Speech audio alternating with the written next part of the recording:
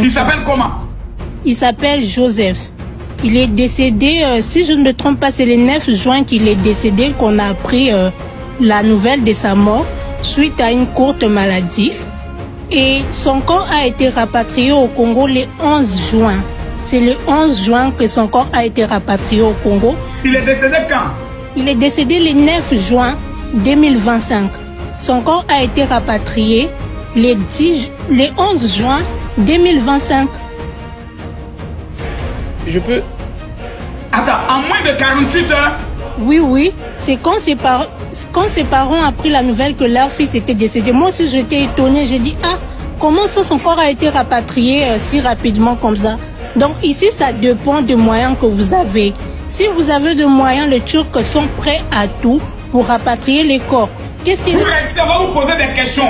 Parce que ça, c'est un témoignage, ça, c'est un lourd témoignage. Restez là. Parce que, Maître Ken, allez-y, posez vos questions. Vous avez dit que vous voulez poser des questions à qui? À Eunice et à Niao, mais je vois plus Niao sur le panel, je ne sais pas ce qui se passe. Niao est où? Je suis là, Maître Ken, je vous écoute. Attends, Niao est où? Je vais voir. Attends. Il a fait des Niao, excuse-moi. En bien, ma mère s'est trompée. Elle a fait Niao fait jamais fuir. Niao fait jamais fuir. Jamais. Dans mon temps de parole, j'ai 9 questions, donc je vous demanderai en tout cas, Miss Eunice, d'être assez court. Vous avez dit une chose, vous avez dit que Maman Blanche était une habituée avec son mari de l'hôpital dans lequel elle aurait perdu sa vie. Si tel est le cas, pourquoi sur les certificats de décès, il n'est pas mentionné qu'elle était mariée? Le certificat de décès a été traduit, oui ou non? Non, mais traduit ou pas, pourquoi ça a été mentionné? Quand un document est traduit, on oublie la mention que la personne est mariée ou pas, c'est ça? Vous savez, moi, je n'ai pas pris connaissance du certificat de décès parce que il y a pas de... juste une réponse courte. Si vous n'avez pas d'informations, vous dites juste j'ai pas d'informations. Ouais. Vous n'avez pas. On n'a pas d'informations. La deuxième question, vous dites que ce serait peut-être par appât de gain après une année plus tard que l'on vienne réclamer des choses. Et le pasteur Marcelo dit dans son allocution comme quoi on refuse qu'il soit liquidateur au fait de ses propres biens. Qui l'a nommé liquidateur? Je n'ai pas dit que c'est pas moi qui ai dit que c'est par appât de gain. Oui, le pasteur Marcelo lui-même d'accord, mais qui a nommé qui l'a nommé liquidateur? Mais en tant qu'épilé époux? Oui, mais on ne se nomme pas liquidateur, on vous nomme par les conseils de famille. Lui qui l'a nommé liquidateur? Mais est-ce qu'il n'est pas l'époux de Blanche? Non, c'est pas ça ma question. Qui a nommé pasteur Marcelo? Est-ce qu'on peut répondre à cela? Si vous n'avez pas de réponse... Est-ce que la famille n'a pas eu de conseil? Un instant, s'il vous plaît. La famille n'a pas eu de conseil, la famille a eu un conseil. Le pasteur Marcelo a eu 2 réunions avec sa belle famille. Non, les conseils de famille, ce ne sont pas des réunions. Le conseil de famille est nommé. Il y a un liquidateur qui est aussi désigné. Qui a désigné le pasteur Marcelo comme liquidateur? Là, c'est au pasteur. Laissez le prophète répondre, prophète. Parce que tout à l'heure, vous avez dit que si quelqu'un peut venir vous démontrer que le pasteur Marcelo ne peut pas être liquidateur, qu'il montre. Lui vient de dire qui l'a nommé liquidateur.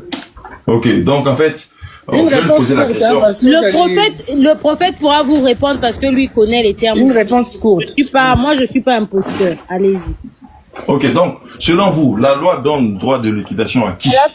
Non, je ne vous ai pas... Moi, je vais prendre... Non, mais okay. Regarde, on lui pose s'il vous plaît, s'il vous plaît, c'est de la manipulation. Non, c'est de la manipulation, c'est pour ça que je fais comme ça, c'est de la manipulation. Attendez, vous pensez que moi, je suis là pour manipuler? Oui, je suppose que vous êtes là pour manipuler, je vous le dis en face. Non, attendez, répondez à la question calmement.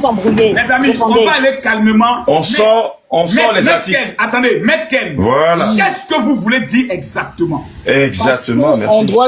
En droit de la famille. Mais en fait, mon général, non. Laissez-le parler, s'il vous plaît. On lui a posé une question, il n'a pas la réponse. Maintenant, vous voulez parler. Je ne l'ai pas dit. On va passer...